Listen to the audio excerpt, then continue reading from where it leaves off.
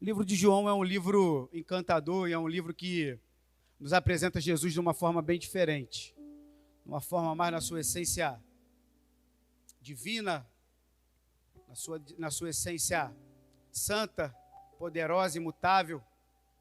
E nós estamos aqui lendo um texto bem conhecido e nós costumamos ouvir falar de Jesus, das suas maravilhas. Jesus veio para quebrar muitos protocolos, paradigmas.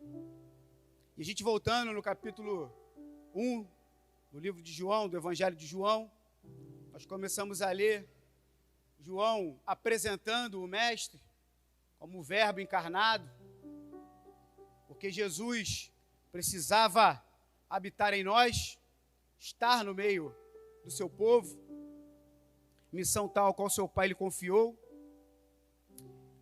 Capítulo 2 vai começar a nos apresentar Jesus iniciando os milagres no seu ministério, os sinais, maravilhas. Jesus chega até um casamento a qual fora convidado, e muitos conhecem essa passagem, uma passagem bem conhecida, muitos pregadores, muitos amados irmãos ministram nessa passagem, e a gente tem ali o primeiro milagre de Jesus e seu ministério. Jesus chega até esse casamento, o casamento está acontecendo. Nesse tempo as festas duravam muitos dias, 7 dias às vezes, dependendo do nível social, financeiro, as festas duravam bastante tempo. Então era preciso que tivesse bastante comida para receber os convidados.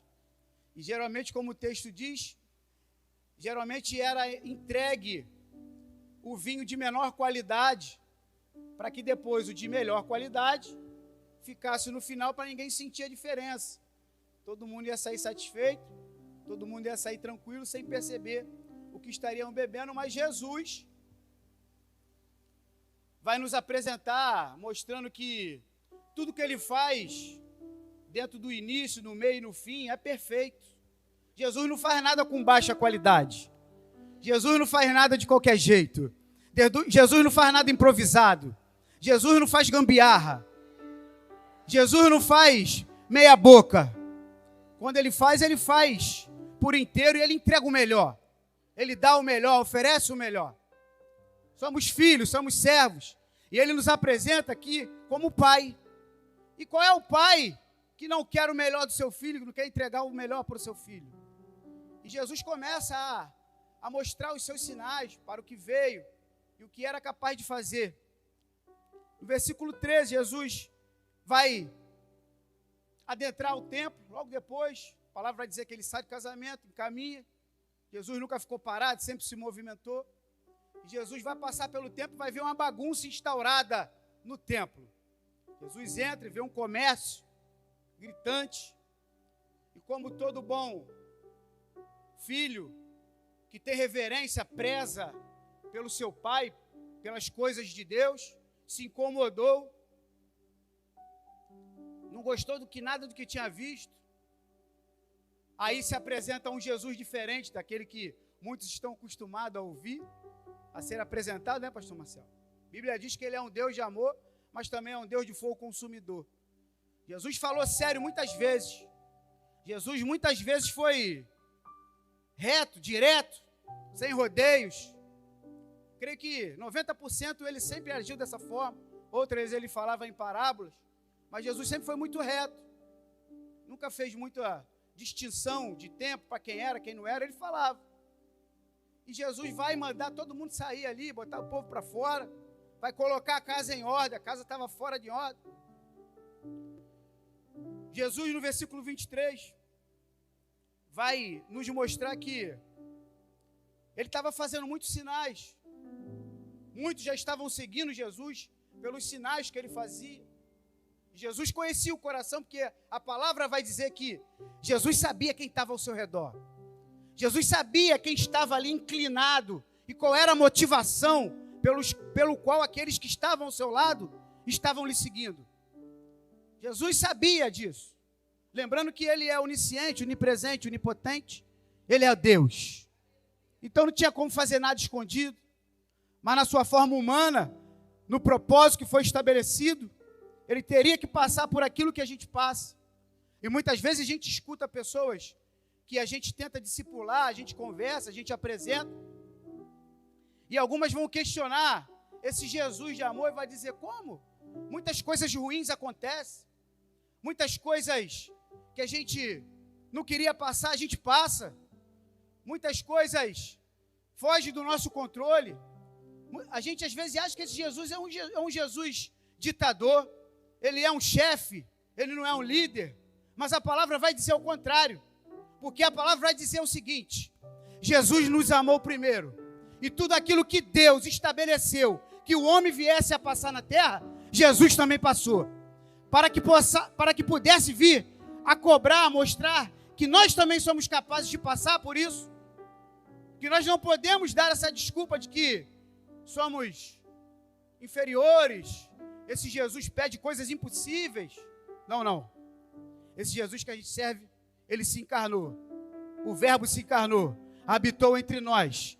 Jesus chorou, Jesus sentiu medo, Jesus foi obediente, Jesus foi servo. Ele nos ensinou a servir, mas ele nos serviu primeiro. Ele nos ensinou a amar, mas ele nos amou primeiro. E tudo que ele nos pede, ele fez primeiro. E por isso que ele pode pedir para a gente tudo aquilo que ele pede. Porque Jesus tem moral, porque ele fez primeiro. Então ele nos mostra que nada disso é impossível. Não foge nada da anormalidade. Jesus diz: dá para fazer. Dá para fazer. Não coloque empecilhos naquilo que foi determinado do céu. Eu consigo, vocês também conseguem. Eu pude, vocês também podem. Eu chorei, vocês também irão chorar. Então Jesus começa o seu ministério de milagres e sinais. E um belo dia Nicodemos vai chegar até Jesus e vai indagar Jesus: Senhor, como pode um homem velho nascer de novo? Como pode um homem velho nascer de novo? E Jesus teria paciência para poder ensinar, que ele sempre teve paciência para ensinar e para falar. A palavra diz que Nicodemos encontrou com ele à noite, porque Nicodemos era um homem do alto escalão da sociedade. E Jesus já estava sendo visto de uma outra forma, e aquela era uma hora oportuna, porque Nicodemos estava sozinho, não tinha ninguém perto dele, seguindo. E ele encontrou essa oportunidade para falar com Jesus. E vocês podem tirar um ensinamento desse momento e enxergar que sempre é possível achar uma determinada oportunidade para falar com Jesus.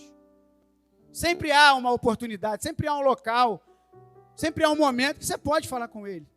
Então Nicodemos indaga Jesus, e Jesus vai explicar para ele: pode um homem nascer de novo, Nicodemos? O que nasce da carne é carne, o que nasce do fogo é fogo. Ele vai ensinar Nicodemos. Nicodemos já está sendo ministrado, discipulado. Jesus é chamado de mestre por Nicodemos. E o Novo Testamento vai nos mostrar que Jesus foi chamado de mestre mais de 40 vezes. Porque na tradição judaica, o povo da promessa, que esperava um Salvador, um Redentor, só que eles esperavam um Salvador de uma outra forma. Jesus, quando está pregando na sinagoga, ele vai falar muitas coisas. Jesus ensina de forma belíssima, aonde muitos das sinagogas, os letrados, ficavam usando um termo atual de bobeira com Jesus, porque ele falava de uma forma simples, com autoridade e poder, e mostrando quem ele era, o que ele era. Mas até esse momento, Jesus é chamado somente de mestre, de ungido, de Messias. O Messias, na tradição judaica, era conhecido como um líder político. Jesus é chamado de Messias. Jesus é chamado de mestre, de ungido. E Jesus continua a sua caminhada. Guarde isso que eu falei para vocês. Jesus era chamado de quê? Mestre, Messias, ungido. Então, vamos chegar lá. No capítulo 6, no versículo 26, começa aí. Coloca para mim, por favor, aí, Érico. Jesus vai começar a engrossar o discurso. Falei no início que ele é um Deus de amor, mas também, na hora que tem que apertar o cinto, ele aperta. Aí Jesus começa a engrossar esse discurso. As pessoas estão chegando próximo de Jesus, ouvindo os milagres que Jesus faz, ouvindo os sinais. E Jesus começa a ter o seu nome ecoado em outras localidades. E as pessoas começam a querer vir até Jesus.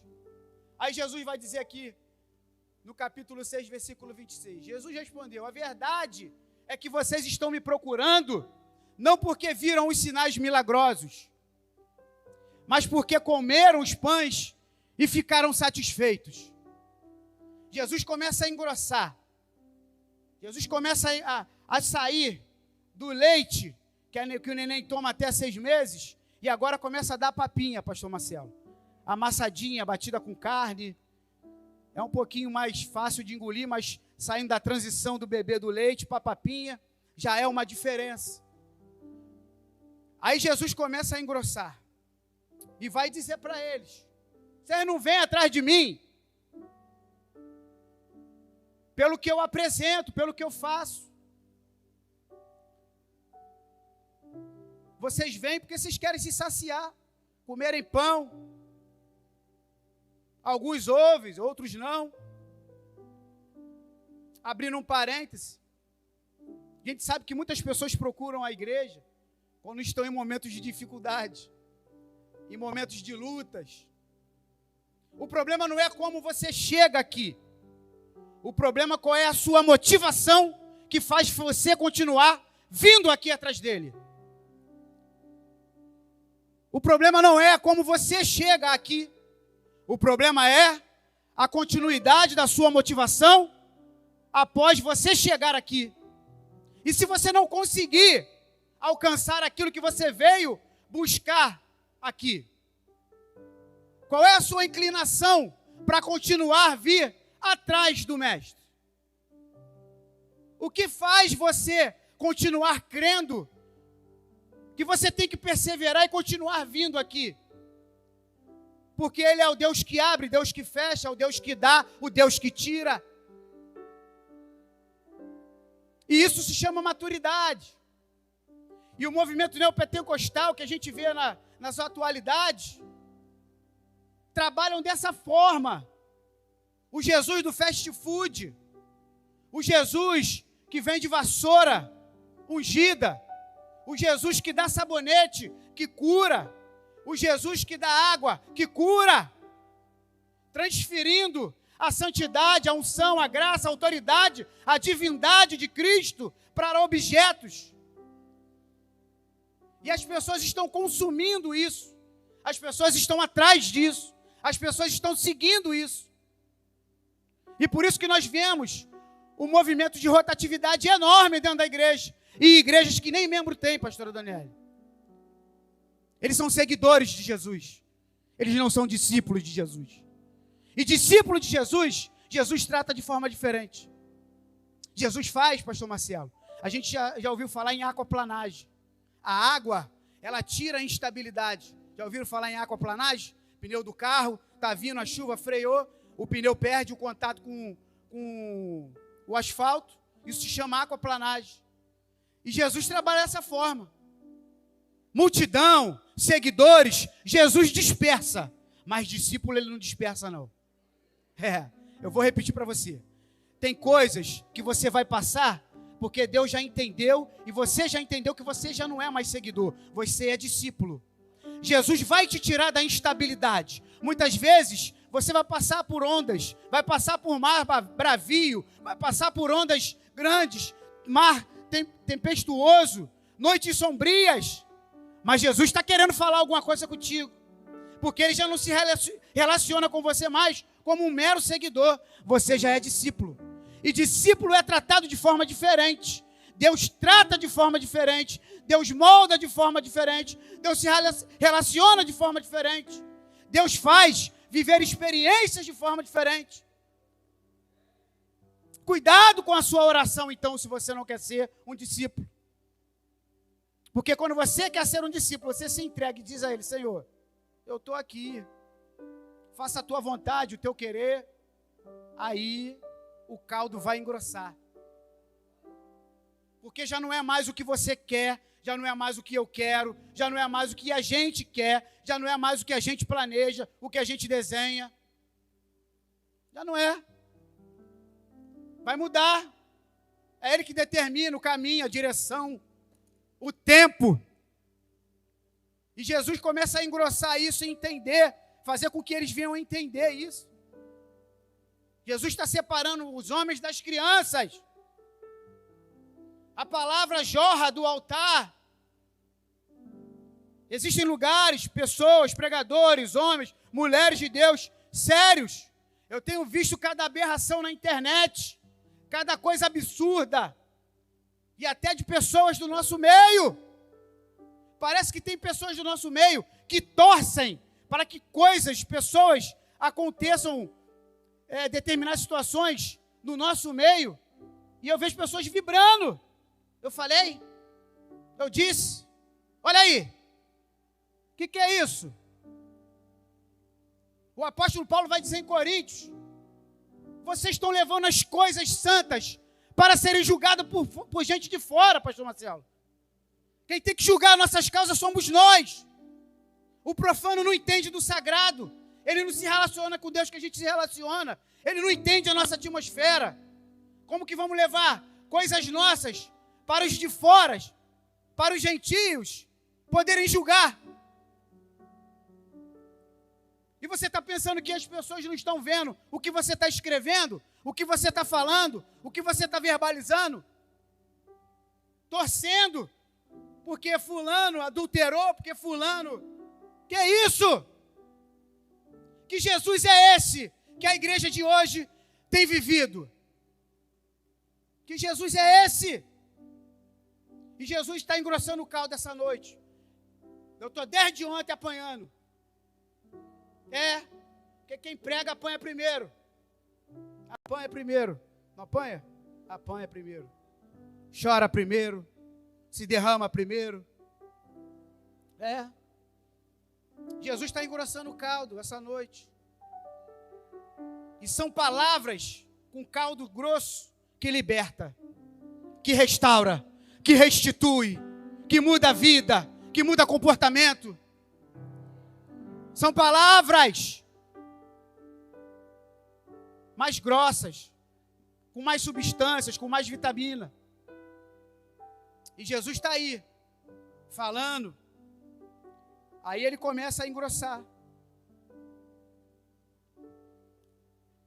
Jesus chega num cenário, ao qual nós lemos aqui o capítulo 6. Capítulo 6, ele vai nos mostrar aí mais alguns sinais. E os discípulos chegam até Jesus. E uma grande multidão se apresenta até ele. Jesus vai fazer um discurso, multiplica os pães. A palavra de Deus vai dizer que aproximadamente 5.000 homens, e alguns sabem e outros não sabem, que pela tradição judaica, o homem só era considerado homem a partir dos 30 anos. E por isso que Jesus Cristo começa o seu ministério com 30 anos. Porque ele veio para cumprir aquilo que foi estabelecido no céu e na terra. E por isso que nós não podemos fazer diferente. Por isso que não podemos dar desculpas. A palavra vai dizer que tinha mais ou menos 5.000 homens. Está escrito homens. Porque não eram relatados a quantidade de mulher. Então, 30 anos, o povo judaico gostava de fazer filho. Vamos dizer que desses 5.000, 5 casados, já temos 10.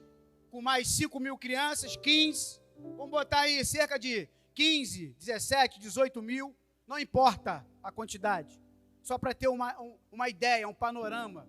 Não fica só nos 5, tem mais, mas a quantidade exata não vai mudar a nossa história. Aí Jesus vai servir o povo vai se saciar, comer, encher o bucho, aquilo que a gente faz depois do culto, né, pastor? A gente vai ali comer um lanchinho, vai ali na cantina, lanchinho que a gente faz. Aí Jesus vai ser persuadido, vai dizer, vocês, né,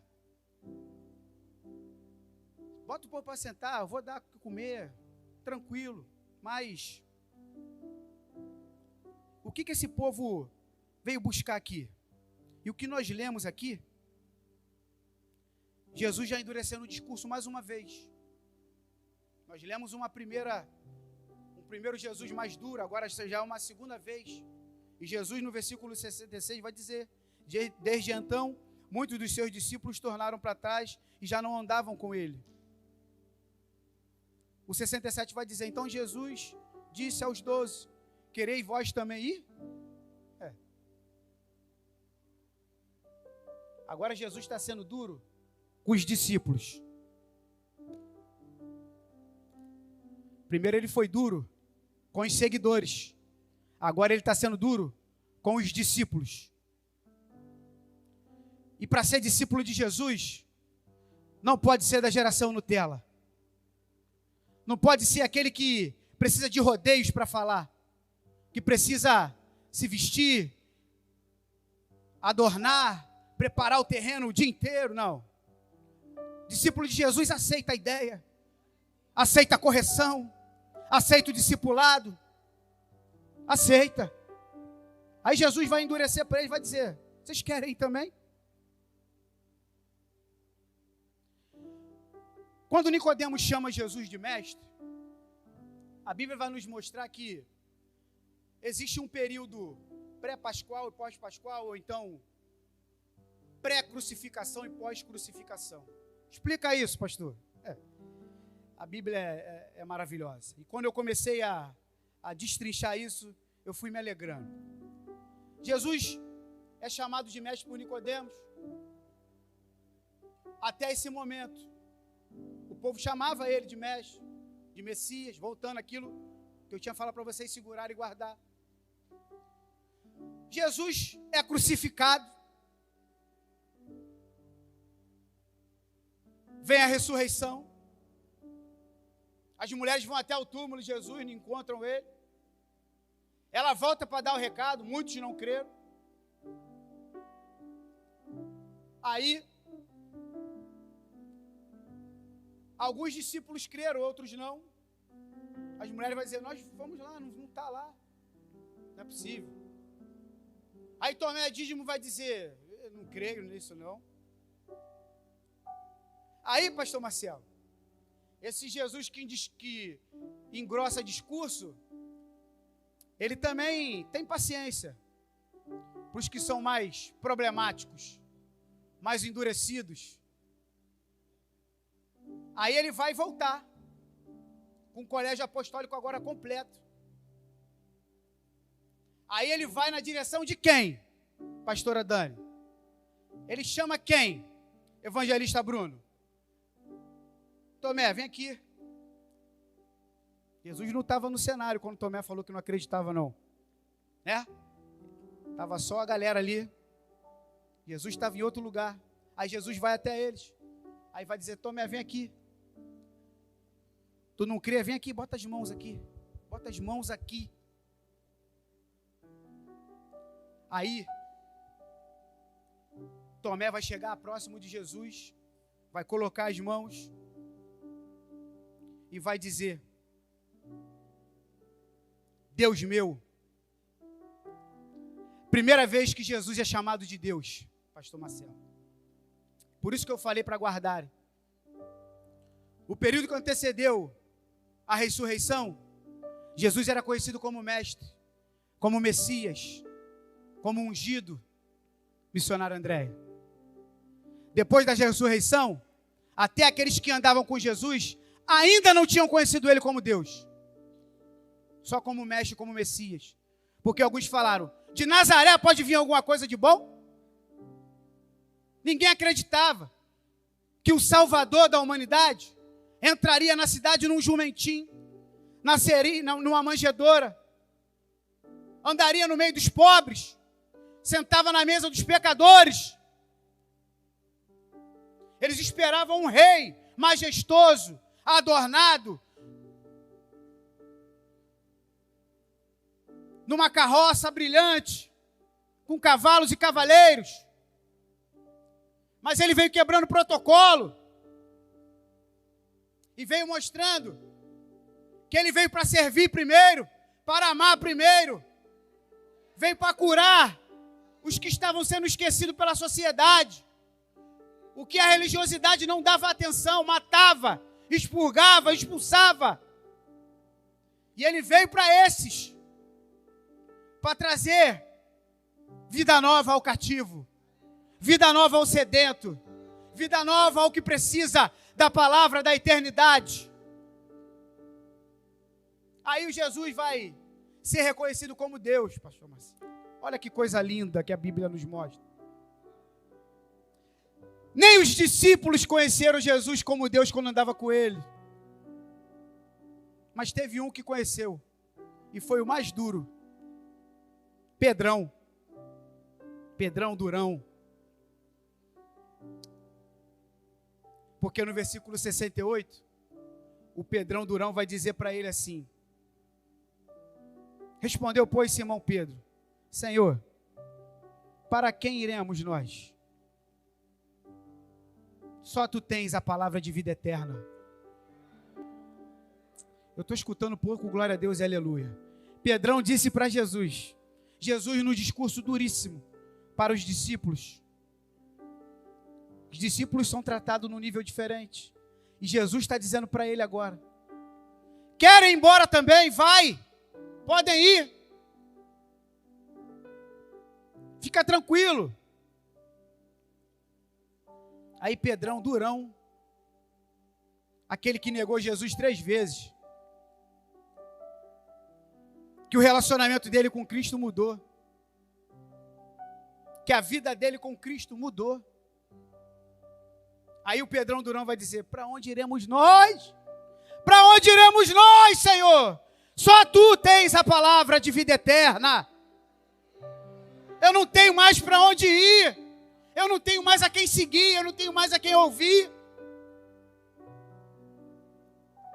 De tudo que eu andei contigo, de tudo que eu vivi contigo, de tudo que eu presenciei, eu não te trato como Messias, como mestre.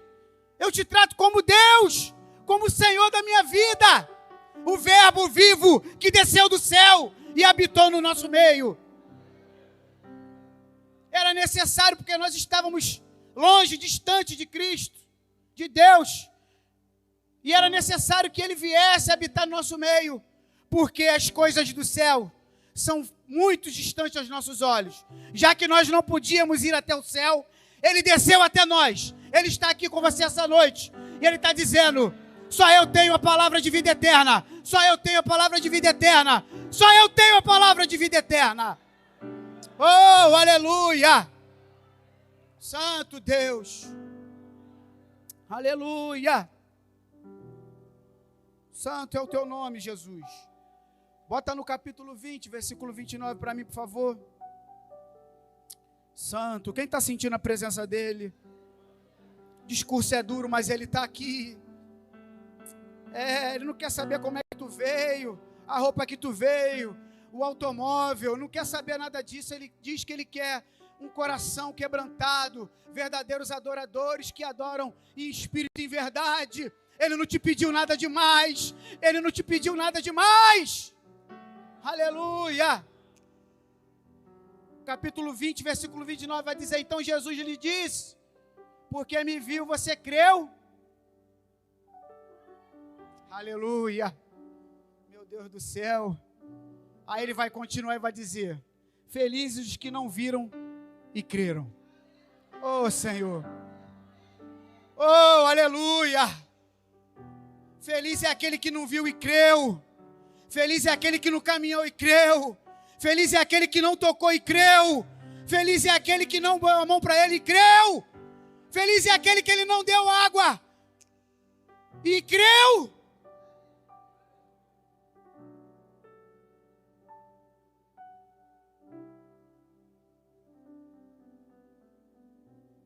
Sinais, prodígios, muitos fizeram.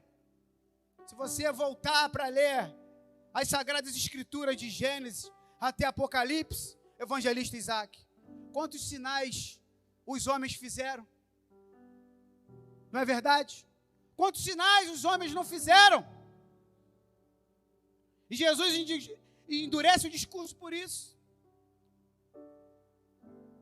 Mas tem uma diferença. Muitos homens fizeram sinais. Muitos homens curaram enfermos. Muitos homens discipularam. Muitos homens discursaram, pregaram. Muitos homens visitaram lugares. Mas só um venceu a morte. Mas só um venceu a morte.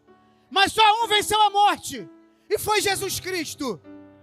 E foi Jesus Cristo.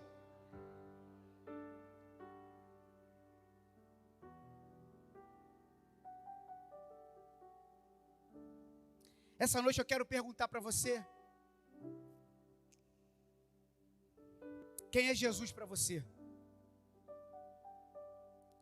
Já estou terminando. Eu quero encaminhar ao final. Vou pedir para você fechar os teus olhos.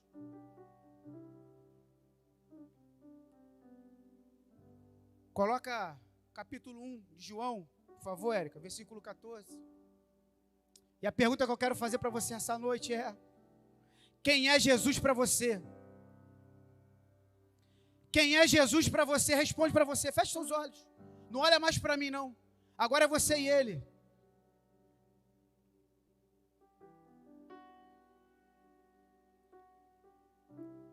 E o Verbo se fez carne e habitou entre nós.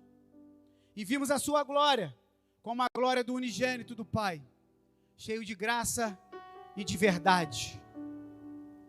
Ele habitou no nosso meio. Ele veio nos trazer a palavra de vida eterna. Para onde iremos nós, Senhor? Se só Tu tens a palavra de vida eterna. Em meio a tantos sinais que nós vemos nos dias de hoje, sinais esses até, Pai, que nós sabemos de onde vem, mas muitas pessoas hoje continuam sendo enganadas, se deixando ser enganadas por conta do imediatismo, por conta de querer resolver o seu problema de forma expressa, rápida. Eles não querem mais serem discípulos, só querem ser seguidores. Eles não te procuram mais pelo que o Senhor é, mas pelo que o Senhor pode oferecer. E essa noite o Senhor vem alertar a igreja que o Senhor não está atrás de seguidores, o Senhor está atrás de discípulos. O Senhor está atrás de verdadeiros adoradores, que adoram o Espírito em verdade, o coração quebrantado e contrito, que Tu pode trabalhar de forma sobrenatural, que Tu pode mudar o quadro, a situação, e mesmo que aquilo que nós viemos a buscar aqui, não venha a ser entregue em nossas mãos, nada possa nos separar do Teu amor, nada possa nos separar da Tua presença. Que o Teu não possa nos separar da Tua presença. Que nós não viemos a viver só do sim, mas também possamos a viver, a saber escutar o não, a viver o não, a rejeição, aguardar o tempo, aguardar o propósito, aguardar, meu Pai, aquilo que é de direito nosso, mas há um tempo determinado para todas as coisas. E o Senhor vem nos ensinar isso essa noite. Quem é Jesus para você, igreja? Qual é o relacionamento que tu tem tido com Ele? Tu tem tido relacionamento de seguidor? Ou tu tem tido relacionamento de discípulo? Jesus pode falar o que quer para você abertamente. Ou Ele precisa fazer rodeios. Ou Ele precisa fazer carinho. Ou Ele precisa chorar, te pedir permissão. Ou Ele pode ser o Jesus livre, que fala, seja de forma dura. É esse Jesus que você está procurando? Ou é o Jesus que coloca tudo no lugar? Ou é o Jesus que te chama e te fala: filho, vem do jeito que tu tá, se relaciona comigo, eu vou te mostrar quem eu sou, para que nunca mais tu venha se apartar de mim, e que nunca mais tu tenha dúvida de quem tu serve, de quem é o teu Senhor e Mestre, de quem é o teu Salvador, de quem é o teu Redentor, aquele que se entregou por você na cruz do Calvário, aquele que se entregou por você por conta dos seus pecados, aquele que foi como uma ovelha muda ao matadouro, aquele que sentiu medo, mas permaneceu até o fim, para cumprir o propósito que foi designado, para que você hoje estivesse aqui livre, livre, livre! Aleluia! Você é livre, você é livre, você é livre! Oh, aleluia!